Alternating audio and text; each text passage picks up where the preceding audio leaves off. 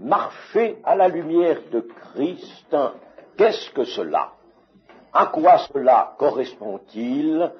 Il faut absolument que nous le sachions. Eh bien, nous allons ouvrir notre Bible et faire d'abord quelques lectures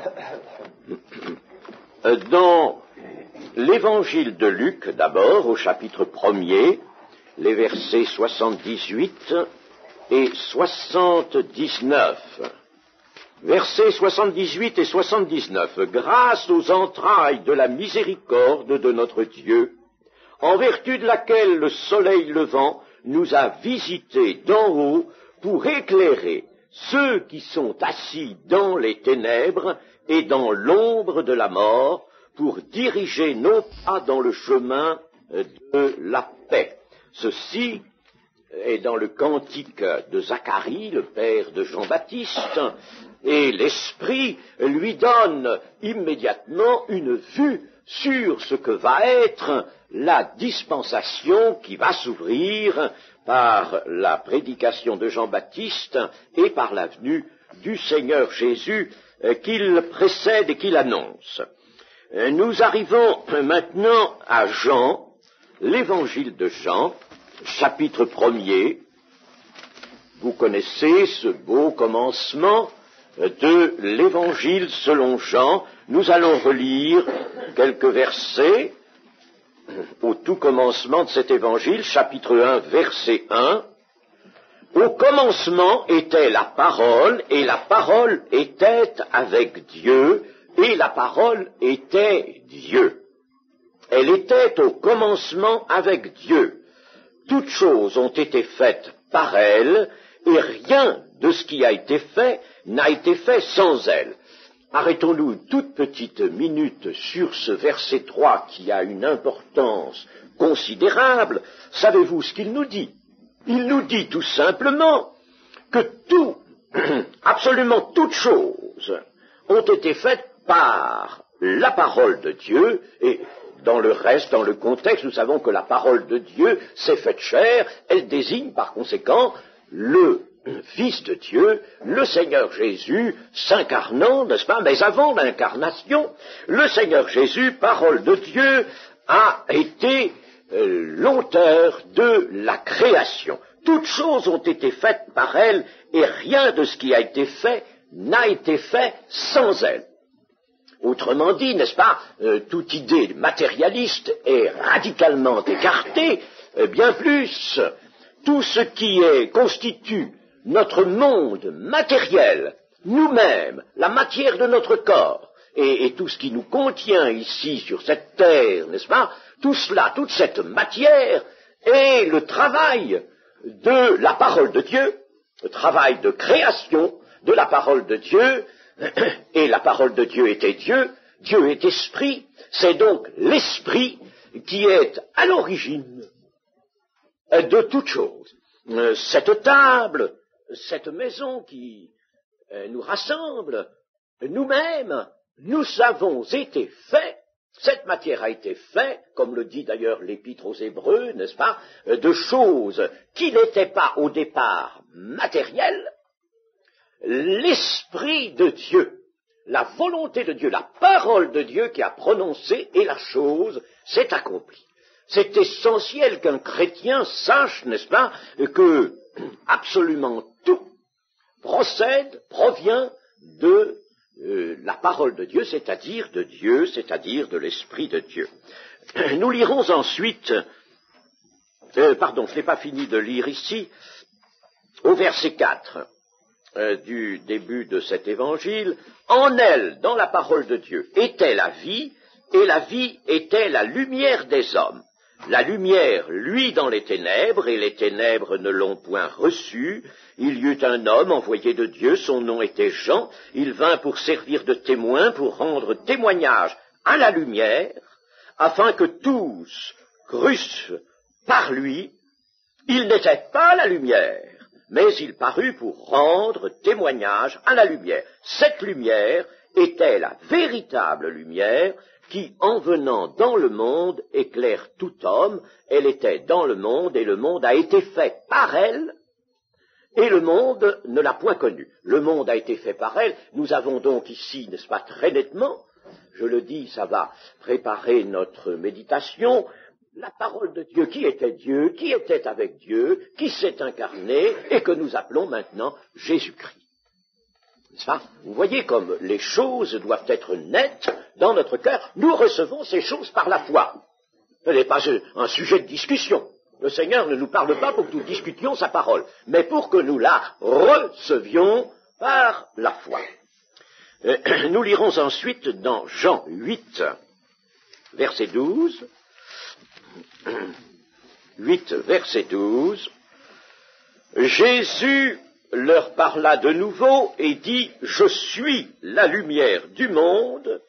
Celui qui me suit ne marchera pas dans les ténèbres, mais il aura la lumière de la vie. » Vous savez, les paroles du Seigneur Jésus sont d'une concision extraordinaire, plus concise encore que ne le sont d'autres paroles de l'Écriture, et il faut bien peser les termes. Je suis la lumière du monde, celui qui me suit ne marchera pas dans les ténèbres, mais il aura la lumière de la vie. Nous allons au chapitre 9, chapitre suivant, et nous lirons les 5 premiers versets ensemble. Jésus vit en passant un homme aveugle de naissance. Ses disciples lui firent cette question, « Rabbi, qui a péché, cet homme ou ses parents, pour qu'il soit né aveugle ?» Jésus répondit, « Ce n'est pas que lui ou ses parents aient péché. » Ce qui veut dire, la question n'est pas là. Bien sûr, cet homme était comme tous, comme nous sommes tous, n'est-ce pas, pécheurs. Mais le Seigneur veut dire, là n'est pas la question. Ne considérez pas que ses parents ont péché ou que lui a péché, n'est-ce pas? Là n'est pas la question. Mais c'est afin que les œuvres de Dieu soient manifestées en lui. Il faut que je fasse, tandis qu'il est jour, les œuvres de celui qui m'a envoyé. La nuit vient où personne ne peut travailler. Pendant que je suis dans le monde, je suis la lumière du monde. Et nous irons maintenant au chapitre 12, versets 35 et 36. Jésus leur dit, « La lumière est encore pour un peu de temps au milieu de vous, marchez pendant que vous avez la lumière, afin que les ténèbres ne vous surprennent point. Celui qui marche dans les ténèbres ne sait où il va.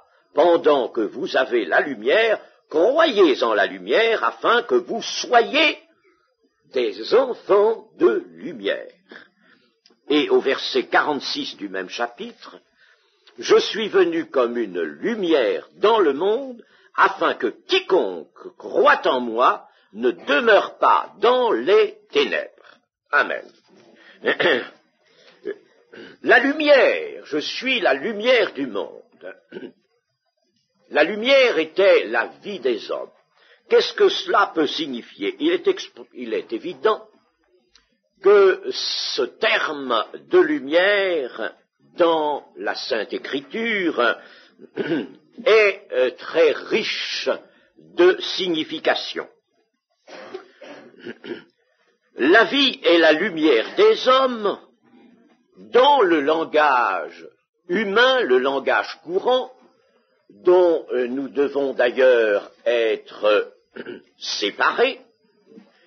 La vie, c'est le temps de notre existence terrestre, tandis que dans le langage divin, dans la parole de Dieu, la vie, c'est la vie de Dieu, se manifestant ici-bas avec son caractère de perfection et d'éternité, et cette vie de Dieu par Christ venant mûrir dans les âmes pour le siècle à venir. Et c'est de cette vie-là que Jésus est la lumière, de cette vie véritable, parfaite, éternelle, la vie de Dieu. Comme je vis, moi, par le Père, vous aussi, mes disciples, vous qui avez mangé la chair et bu le sang, vous vivrez par moi. Cette vie vient du Père dans la personne de Jésus-Christ. Là, elle s'élabore, elle recueille le fruit de l'expiation et elle nous parvient, je pourrais dire, de plein pied. Christ a été fait homme et en sa nature humaine, par sa nature humaine, il est de plein pied avec nous et il nous transmet cette vie élaborée pour nous, mais dont l'origine est bien divine, la vie de Dieu. Ainsi, le Seigneur, Jésus-Christ, qui est la parole de Dieu, qui est la vie, je suis le chemin, la vérité et la vie, il est la vie, il est la lumière, eh bien, toutes ces proclamations sont associées au point même de se confondre. La lumière est le terme qui contient la révélation totale de la vie même de Dieu, vie véritable et parfaite, entourée de sainteté et produisant le bien. Un seul est bon, a dit le Seigneur. Et le seul qui soit bon, qui est bon, peut seul produire le bien. Ainsi, la lumière, c'est la révélation totale de la vie de Dieu, vie véritable et parfaite, qui produit le bien. Et cette vie véritable n'existe et ne se déroule que dans, on est obligé de revenir au terme, dans la lumière de Dieu. Jésus, je le rappelais à l'instant, a proclamé « Je suis le chemin, la vérité, la vie, nul ne vient au Père que par moi ». Et il est aussi la lumière du monde. Il aurait pu dire dans une seule proclamation « Je suis le chemin, la vérité, la vie et la lumière du monde ». Il l'a dit d'autre part, n'est-ce pas? Et nous l'ajoutons, nous n'en faisons qu'une seule et même déclaration. Jésus-Christ, en effet, est le Dieu véritable. Il y en a qui se sont avisés d'apporter à cela ce point essentiel de la doctrine, de la révélation de Dieu, certains correctifs ou même certains doutes, n'est-ce pas? Ils ont fait un travail de destruction. Lisons dans 1 Jean, chapitre 5, verset 20, première épître de Jean. Nous savons aussi que le Fils de Dieu est venu et qu'il nous a donné l'intelligence pour connaître le véritable. C'est lui qui révèle le Père, pour connaître le véritable. Et nous sommes dans le véritable. En son Fils Jésus-Christ, c'est lui qui est le Dieu véritable et la vie éternelle. On peut regarder dans le texte original avec beaucoup d'attention quelle est bien la construction de cette phrase pour ne pas se méprendre tant soit peu. Et dans le français même, elle est ici très correctement traduite, c'est lui, Jésus-Christ, qui est le Dieu véritable et la vie éternelle. Or, Dieu est lumière, c'est cette même épître, première épître de Jean qui l'affirme, donc Christ, qui est Dieu, est bien lumière lui aussi. D'où sa proclamation, je suis la lumière du monde. Et Christ possède la source de la vie. Cela, il l'a affirmé, et c'est consigné dans l'évangile de Jean, au chapitre 5, verset 21, « Car comme le Père ressuscite les morts et donne la vie, ainsi le Fils donne la vie à qui il veut. Comme le Père ressuscite les morts et donne la vie, ainsi, de même, le Fils donne la vie à qui il veut. » Et dans le verset 27, et il lui a donné le pouvoir de juger parce qu'il est le Fils de l'homme, non, le verset 26. Car comme le Père a la vie en lui-même, ainsi il a donné au Fils d'avoir la vie en lui-même. Le Fils a la vie en lui-même et une vie qui se donne. Il n'y a que Dieu qui puisse posséder la source de la vie qui se donne. Or, vous voyez ici, n'est-ce pas, en réunissant ces deux déclarations, nous réalisons et nous saisissons par la foi cette vérité que Jésus-Christ détient la source de la vie. C'est extrêmement important pour comprendre le fond de cette proclamation « Je suis la lumière du monde ». Jésus détient la source de la vie. Le Père, bien sûr, est à la source de tout.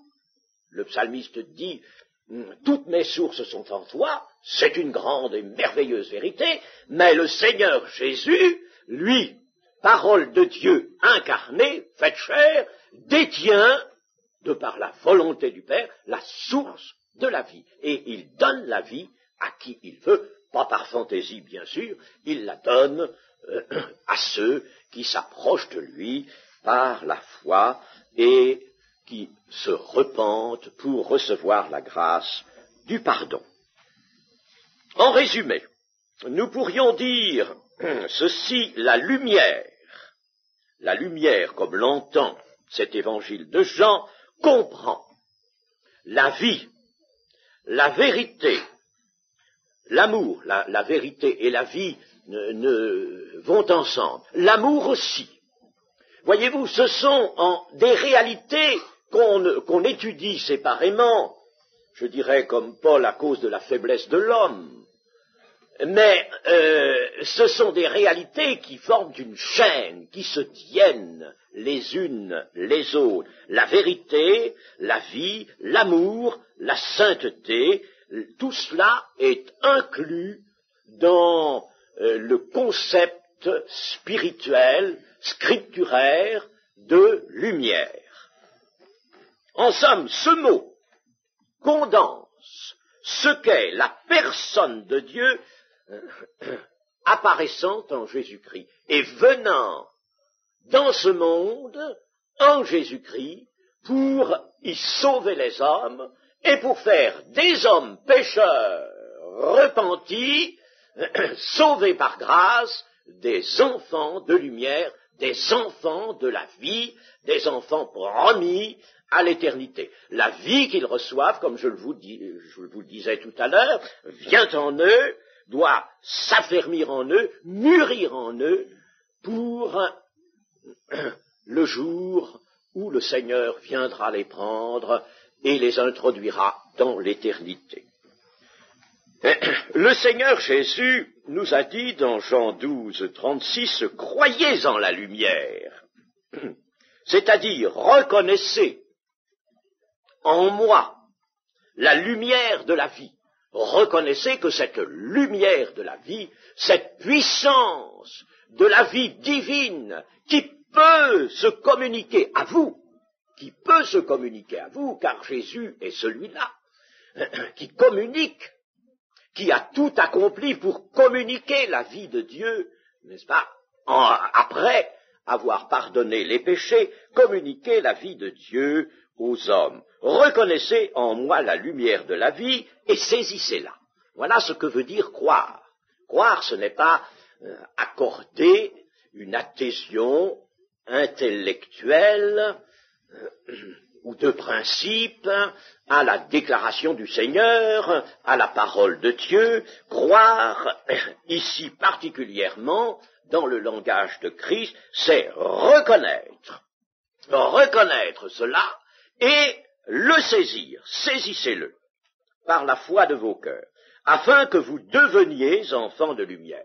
Et c'est cette foi des cœurs saisissant cette vérité que Jésus-Christ est la lumière de la vie, c'est cela qui fera des hommes pécheurs repentis des enfants de Dieu.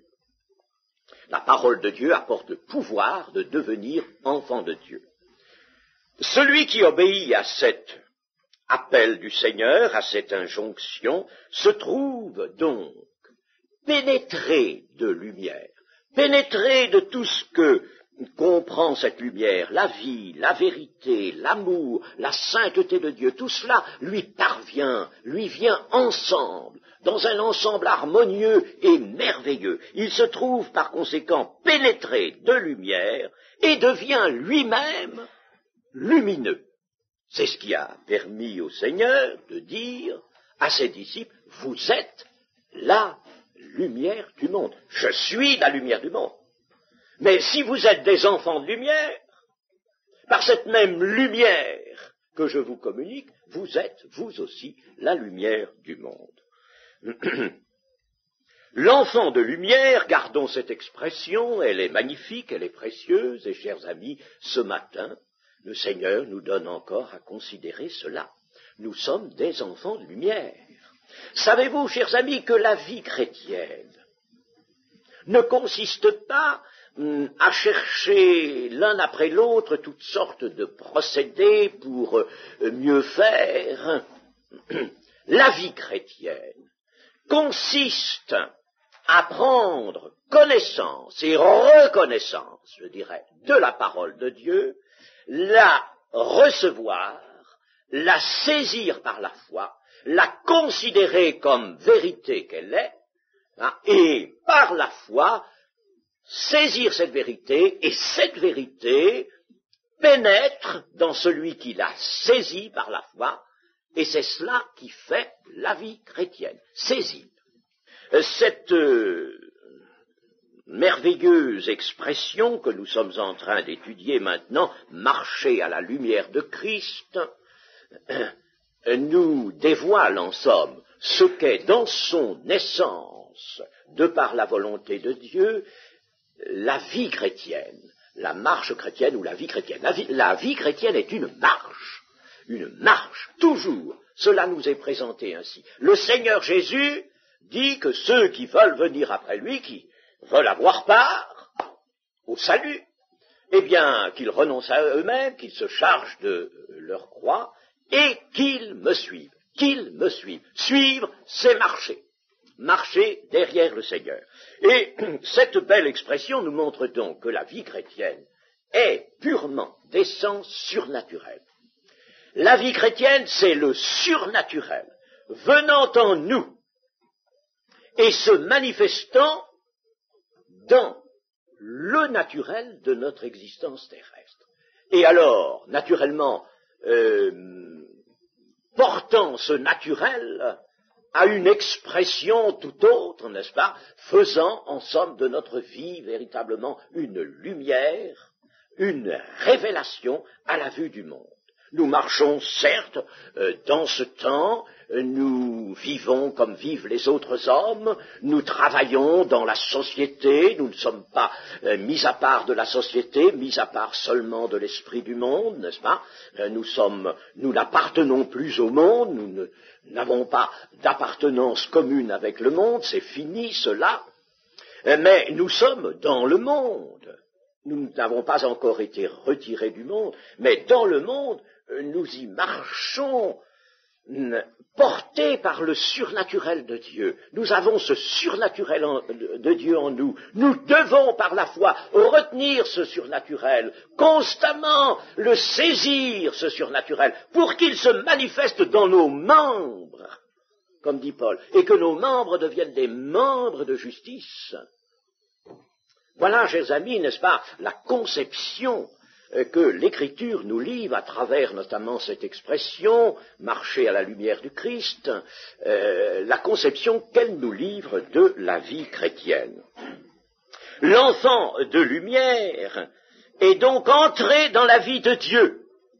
Il faut que vous considériez cela, chers amis. Si vous je ne dirais pas vous doutez de ça, je pense que vous ne doutez pas, mais si vous ne prenez pas, n'utilisez pas ces réalités, ces vérités, par la foi, les utilisant, mais en les considérant constamment, en acceptant qu'elles soient en vous, parce que Dieu l'a dit, vous ne pourrez pas mener une véritable vie chrétienne. Vous ferez des efforts désordonnés, des efforts qui n'aboutiront pas, parce que ce seront des efforts de la chair.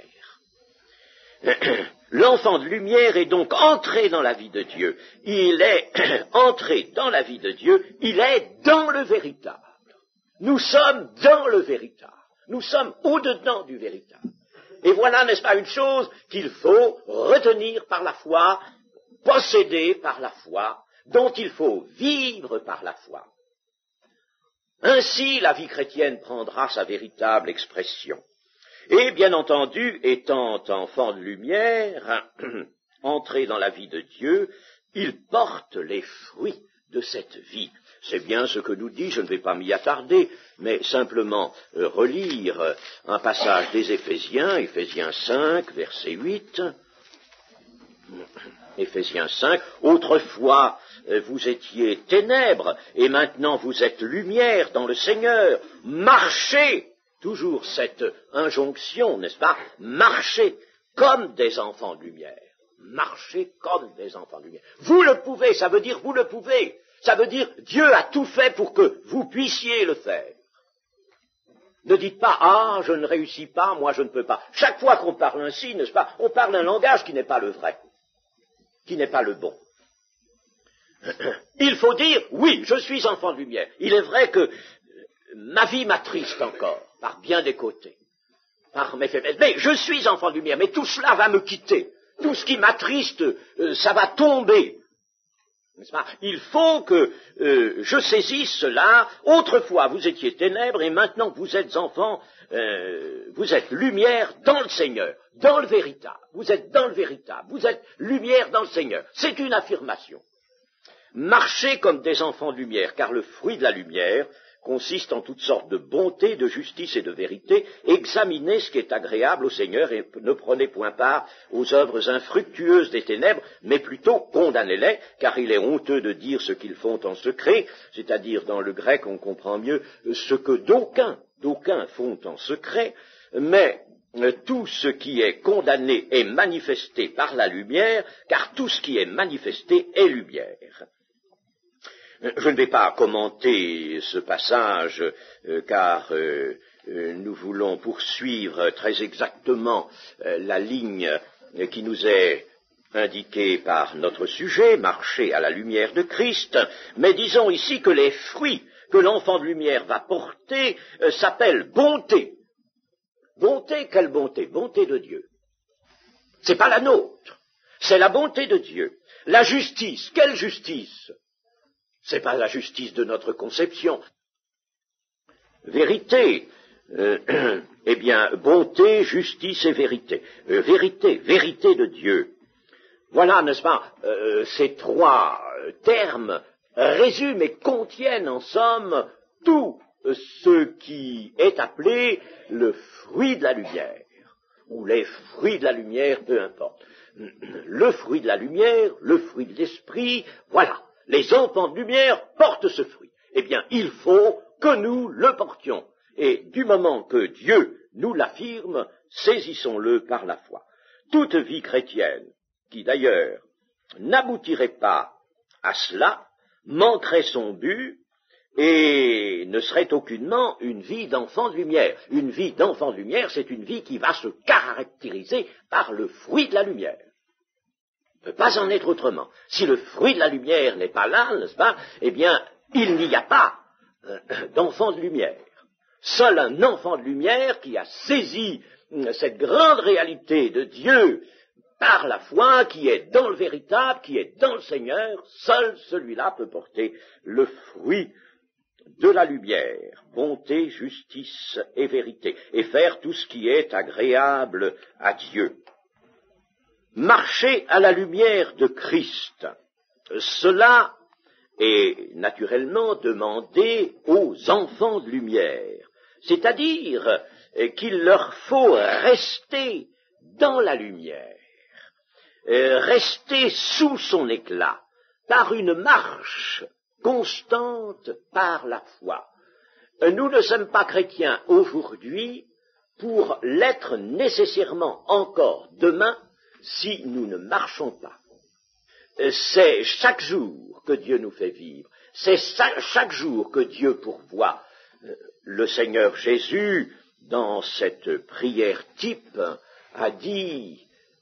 a placé cette demande, donne-nous aujourd'hui notre pain quotidien. Et bien entendu, n'est-ce pas, quand on connaît la manière de parler de Jésus, manière toujours imagée. D'ailleurs, dans l'araméen, puisque Jésus a prononcé cela dans l'araméen, il y avait un sens nécessairement élargi. Le pain quotidien, c'était tout ce qui était nécessaire à la vie. Et aussi bien à la vie morale, à la vie spirituelle qu'à la vie physique. Donne-nous chaque jour, quotidiennement, notre pain. Nous avons besoin de recevoir, de demander. Nous vivons en somme dans la dépendance de Dieu, suspendus à Dieu, nous recevons de Dieu. Non pas que Dieu se fait réticent, se fait prier pour nous donner, au contraire, il veut nous donner avec abondance. Mais nous devons savoir, nous, que nous avons à prendre chaque jour. On ne peut pas, n'est-ce pas, se dire, enfant de lumière, et puis dire, ça y est, maintenant j'ai tout compris, c'est très bien, je m'arrête. Je m'arrête et je reste là, j'attends, n'est-ce pas. Il est certain que nous reviendrions dans les ténèbres. Il faut marcher, par conséquent, à la lumière de Christ. Au chapitre 8 de Jean, et au verset 12, nous avons lu cette parole du Seigneur, « Je suis la lumière du monde, celui qui me suit ne marchera pas dans les ténèbres, mais il aura la lumière de la vie. » Il aura. Tout ce que nous avons dit être contenu dans la lumière de la vie, il l'aura. Il pourra porter par conséquent les fruits de la lumière, bonté, justice, vérité, il les portera tout comme un arbre fruitier en bonne santé ne peut pas manquer de porter les fruits de son espèce. C'est pas possible, n'est-ce pas? S'il est en bonne santé, s'il est en bonne terre, s'il est bien irrigué, comme nous voyons par exemple qu'est l'arbre du psaume 1er, il ne peut pas manquer de porter ses fruits. Eh bien, il en sera de même de l'enfant de lumière. Seulement, le Seigneur nous dit de marcher à la lumière. Je suis la lumière du monde, celui qui me suit ne marchera pas toujours, n'est-ce pas, cette marche qui vient là, cette marche continuelle, incessante, et qui consiste à marcher comme le Seigneur a marché lui-même, à le suivre, ne marchera pas dans les ténèbres, mais il aura la lumière de la vie. Il faut, en somme, rester baigné par la lumière qui vient de Christ, et nous ne pouvons pas, il est impossible d'emporter la lumière avec soi. Nous ne pourrions pas dire, eh bien, nous avons la Bible, nous avons connu bien des choses, nous nous sommes convertis, nous avons été baptisés du Saint-Esprit, eh bien ça va. Maintenant, nous n'avons plus besoin toujours de venir à Jésus-Christ, n'est-ce pas? Nous allons nous retirer dans notre petit coin, et puis vivre dans l'isolement, tranquille. Non, ce serait vouloir emporter la lumière avec soi, et ça ne s'emporte pas. S'il y a de la lumière, et peut-être cet après-midi allumerons-nous ce lustre, n'est-ce pas? En tout cas, le soir, pour la prière, on l'allume. Eh bien, celui qui voudrait, par exemple, aller dans sa chambre et emporter la lumière du lustre, n'est-ce pas? Eh bien, il commettrait une folie. On ne peut pas emporter la lumière. Il faut par conséquent rester sous la source de la lumière. Et c'est bien ce que nous demande le Seigneur.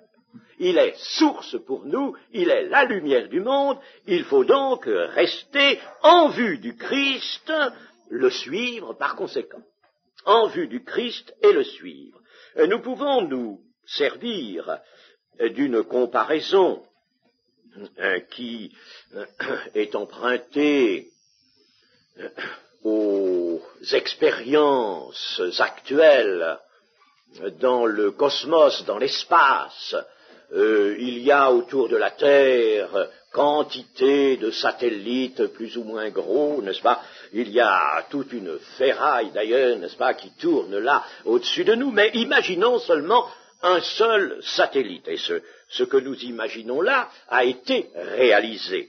Un satellite qui marche à une vitesse égale à celle de la Terre, je parle d'une vitesse angulaire, pour préciser, ce qui serait un peu chatouilleux du point de vue mathématique, une vitesse angulaire, n'est-ce pas? Une vitesse, par conséquent, égale à celle de la Terre, mais en sens contraire. N'est-ce pas? Voyez la Terre tournant, par exemple, je suppose, ici, n'est-ce pas, de gauche à droite, eh bien, un satellite qui, au-dessus de la Terre, à quelques 300 kilomètres, par exemple, 300, 400 kilomètres, tournerait dans le sens opposé, n'est-ce pas? La Terre tourne, et lui tournerait dans le sens opposé, à la même vitesse angulaire. Qu'arriverait-il? C'est qu'il ne serait jamais entraîné comme l'est la Terre dans chacune de ses parties, serait jamais entraîné dans les ténèbres. La nuit, n'est-ce pas, survient sur la Terre quand le Soleil est de l'autre côté, du fait de la rotation de la Terre. Mais lui ne serait jamais entraîné, puisqu'il compenserait la vitesse de la progression, n'est-ce pas, de la Terre, la vitesse de la Terre, il la compenserait par une vitesse angulaire égale. Alors, la Terre tournerait comme ça, au lieu d'être entraînée, lui compenserait, il resterait là, et il resterait en regard du Soleil. Il aurait toujours la lumière du Soleil, il serait toujours en vue du Soleil, le Soleil l'éclairerait toujours. Et je vous dis, ça a été réalisé, par conséquent, ce n'est pas une hypothèse, c'est pas gratuite, ça a été réalisé cela. Eh bien, c'est une image. Et si vous voulez que je poursuive l'image, on peut la poursuivre, pourquoi pas? Eh bien, nous pourrions dire ceci. Il faut que l'enfant de lumière puisse annuler tout de la marche de ce monde. De même que notre satellite, n'est-ce pas, avec sa vitesse égale, mais de sens contraire à la vitesse de rotation de la Terre, n'est-ce pas, conservant par conséquent en présence en face du Soleil, eh bien, il annule la marche de ce monde. Eh bien, nous, en somme, dans un autre sens, il faut que nous annulions tout de la marche de ce monde, de l'allure de ce monde, des idées de ce monde, des propositions de ce monde, des préjugés de ce monde, de la manière de vivre de ce monde. Nous annulons tout. Nous marchons à l'envers, si vous voulez, de ce monde, qui est le véritable sens. Nous marchons de l'autre côté. Dans le Talmud, j'ai relevé une chose qui est assez curieuse. Dans le Talmud des Juifs, vous savez, n'est-ce pas, ce document des Juifs, hein, il est dit à un certain moment que le royaume de Dieu, c'est le monde de la terre qui est mauvais, qui est conditionné par le péché, c'est ce monde renversé, à l'envers. Eh bien ça, n'est-ce pas, voyez-vous, c'est l'annulation du monde. Nous sommes séparés de tout ce qui constitue les mobiles du monde. Nous sommes en dehors de ces mobiles, et mieux, n'est-ce pas, nous avons des mobiles opposés. Jésus est un signe qui provoque la contradiction, l'opposition à la marche du monde. La marche du monde qui est régie par Satan, par le mensonge, et au contraire, la marche à la lumière qui, elle, est régie par la vérité de Dieu. Il nous faut donc marcher à rebours et rester toujours baignés par la lumière de Christ. Et bien sûr, si nous voulons traduire ça en langage peut-être plus pratique, nous dirons ceci, c'est que celui qui, connaissant les enseignements de la parole de Dieu, les enseignements de Jésus, connaissant l'œuvre du Seigneur, s'étant appliqué humblement, avec le Saint-Esprit. Sans le Saint-Esprit, nous ne pouvons rien comprendre, n'est-ce pas? Mais le Saint-Esprit nous fait comprendre, nous conduit dans toute la vérité, il nous conduit même dans les profondeurs de Dieu. Eh bien, celui qui s'est appliqué à comprendre les enseignements de la parole de Dieu et qui s'est laissé unir à Jésus-Christ par la foi, gardant sa parole, comme le Seigneur le dit, gardant sa parole, la gardant là, dans le cœur, et plaçant sur cette parole précisément une garde, une surveillance, gardant la parole, n'en détachant pas sa pensée, y trouvant ses résolutions, y puisant le principe de ses actions, celui-là jouira nécessairement, sans interruption, de la lumière de Christ. Et c'est celui-là qui suivra Christ. C'est celui-là qui sera comme notre satellite, toujours en vue de Christ, baigné de la lumière de Christ.